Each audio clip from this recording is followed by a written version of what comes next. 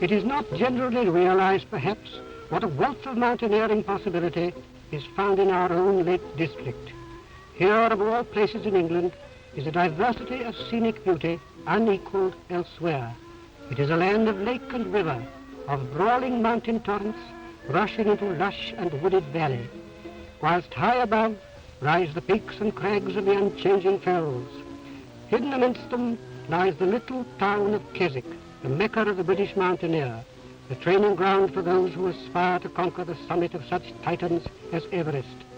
And whether you drop 50 or 5,000 feet, the result is much the same. No, it is not necessary to go to Switzerland for thrills. Here, amidst our own English mountains, are some of the hardest climbs in the world.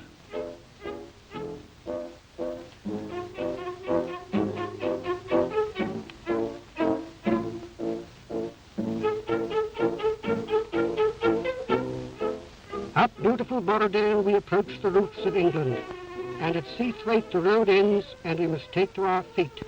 But the feet of the mountaineer must be specially shod by trained men. The word nail does not describe the multiplicity of forgings that go to save the climber's soul. This man with his little hammer has never been known to miss, and his wife seldom argues with him. And so, shod in our mountain boots, we tramp aloft amid the most wonderful rock scenery in search of the people who literally take their lives in their hands. This little girl has an audience of rock folk who have ceased operations to watch, for this is a sight which has never been seen before. She is the world's baby rock climber, aged 9, about to ascend the notorious Nape's Needle on Great Gable. It's amazing to reflect that this little child, only the other morning, was playing with a doll almost as big as herself. The trouble was not to get her up the needle, but to keep her from it. And would Daddy please have it uprooted and put in the garden at home? As you see, she is making light of the difficulties and moving well over obstacles upon which older climbers have been known to stick for hours.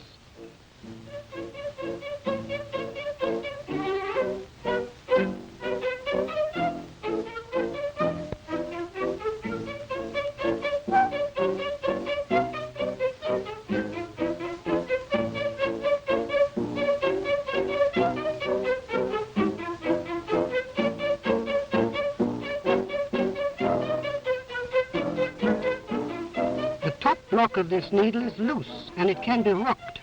It is not advisable, however, to push matters too far, lest the persons underneath be touched too forcibly by your generosity.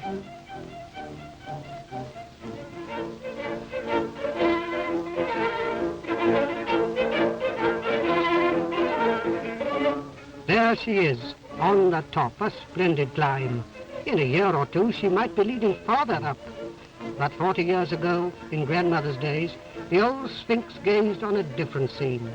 No audience then to watch, and of course the lady who went to her tailor to be cut for a pair of climbing trousers would also be cut by the rest of the community. And so the poor women, slaves to convention, climbed in this voluminous attire. In those days they ascended the needle by a crack, the outside modern route not having been thought of. People frequently used to get jammed in it, and, according to the book, all sorts of things were lost in it, from a glass eye to a pair of nether garments. But both these people are too expert to get jammed in its recesses, despite the encumbrance of a skirt, and emerging at the top, they follow from there the ordinary route taken by the child.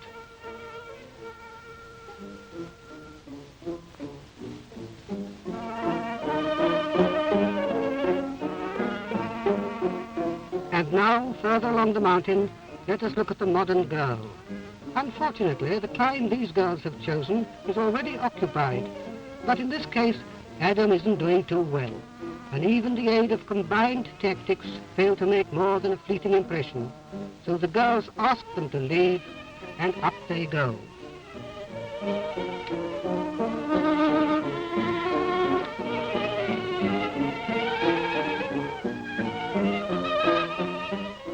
The modus operandi is interesting.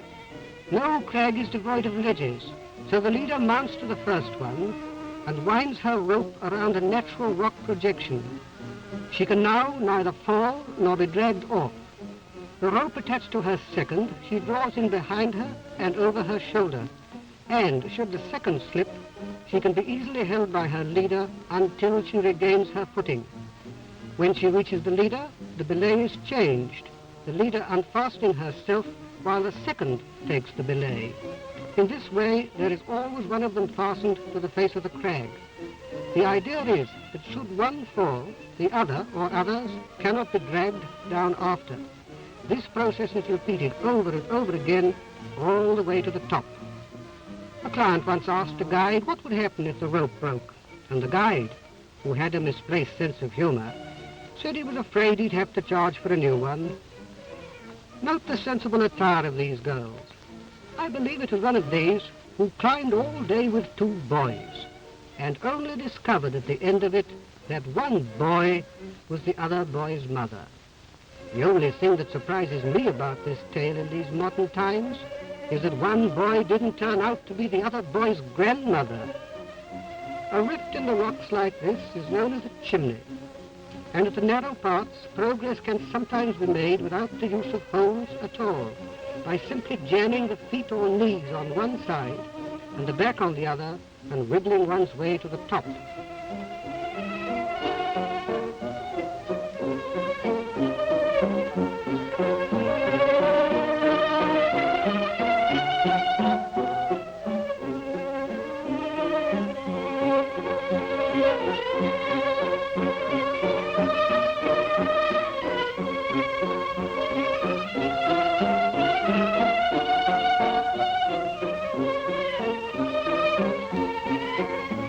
But now the girls have reached easier ground and can both move together to the cairn marking the top of the climb.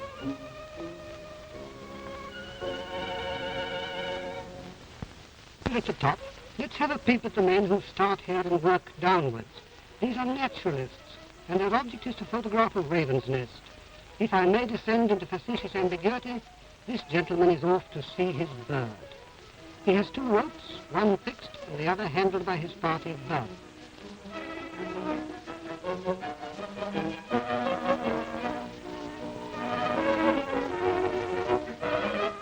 Ah, this is the danger here.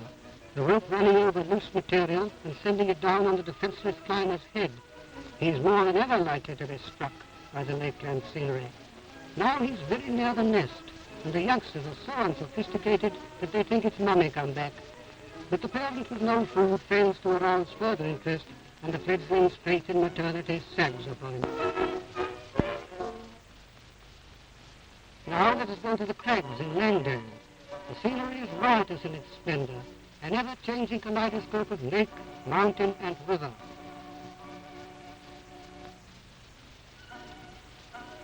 At the head of Langdale are the Pikes, and we pause here for a glimpse of world-famous George Abraham, author, photographer, and climber.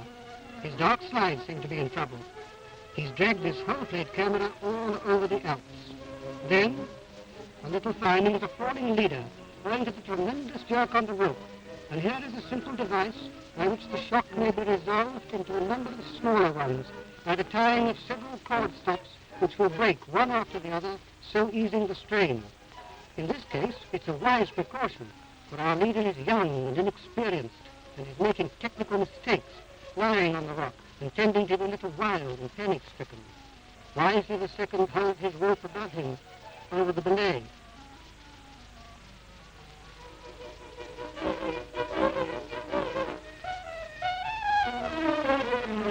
Ah, he's off, falling like a stone. The second braces for the shock. There it comes, nearly jolting his arms out of their sockets. But he's got him, miraculously held so. Hello, no movement. Ah, and shadows loom over the land as the grey heavens of the storm pile up from the southwest.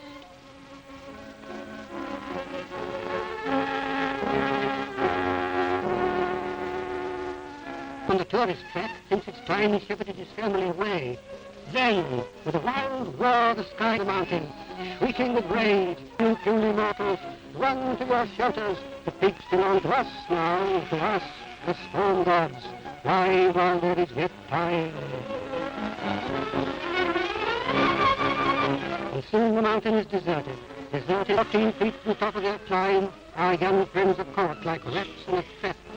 Their rubber-soled shoes, which would have made it easier, have turned traitors, who will not grip on wet rock. Their position is desperate. Unless something is done, they will succumb to exposure. There is, however, no one to help them, and their salvation lies with themselves.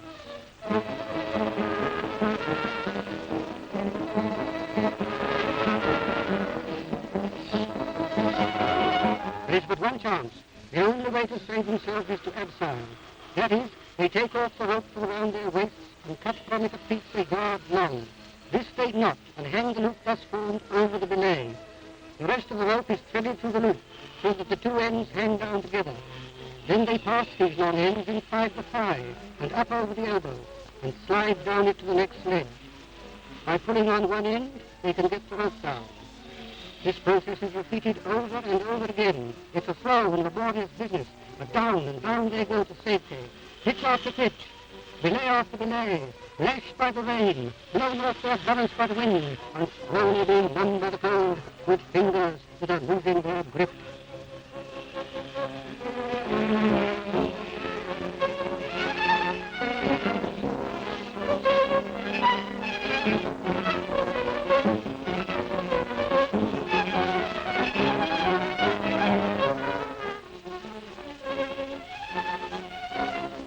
But the storm is too violent to last, and when they are almost within reach of easy ground, the gusts become more fitful, and the rising mist once more reveals the mountain top. And now for an ascent by a party of super experts. The climb is Topher Arret, back on Great Gable, and this is the party which got the second ascent of it. The route starts from what is known as the Gates of Hell, and mounts for some distance to this ledge, and on this smooth, overhanging bulge, combined tactics are necessary, for there are no holes for several feet. The leader must use one of the party as a human pedestal, standing on his head before he could reach a higher handhold. For upwards of half an hour or more, the kneeling figure must allow his friends to use him as a doormat, and one by one they climb to his shoulders and take off from the top of his skull. It takes strong and steady heads to stand this sort of thing, especially since there is more than a slight breeze blowing, making balancing operations without handhold a very difficult matter.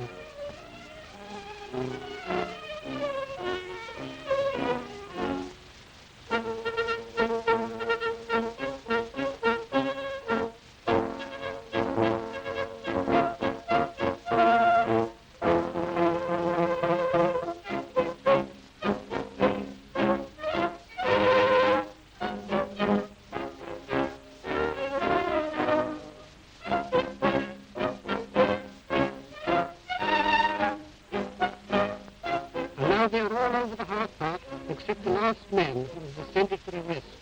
Not being able to stand on his own head, his strenuous efforts to climb unaided fail, and eventually he has to be pulled up by the others about him.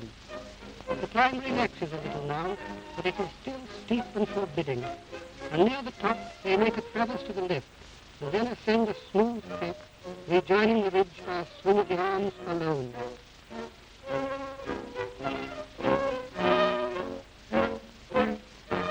There they go, over the top, individually every man an expert and more than an expert, and collectively one of the finest parties in the world. What a view they get.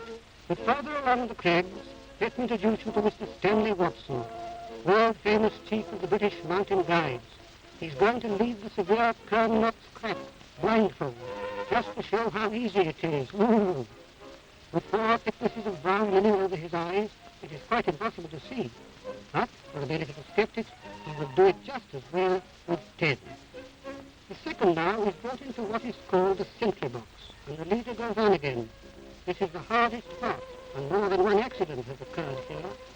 Our guide, however, takes it in his stride, obviously having been up it before.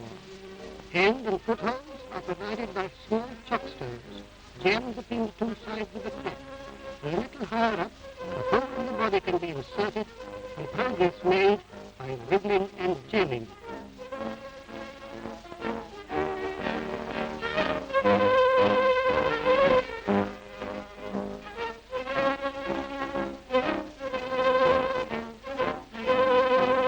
Now he has reached the resting point, and the second man emerges from the sentry box, making his way up the smooth wall for a join the blind leader above.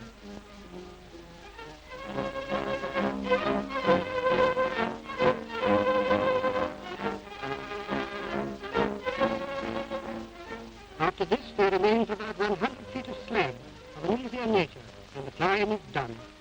So that, after all, you can have your climbing skills just as well in your own country. In fact, you can have more of them.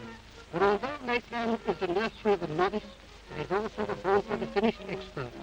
And who knows but that Everest is even now being won on the playground of the English Alps.